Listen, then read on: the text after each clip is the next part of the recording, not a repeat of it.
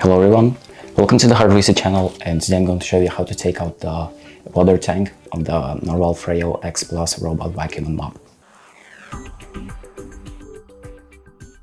So the first thing we're going to do is just take a robot and remove the front cover by just holding onto it on the back and just pulling it off like that. So it should come off pretty easy. And now right here we have our water tank on the top, this little thing. And we also have this handle. So we're going to just take our handle and just pull the water tank out like this. It's pretty easily.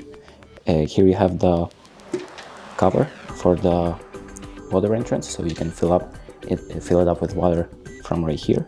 And once you're done, you close that up and you just pull it back in.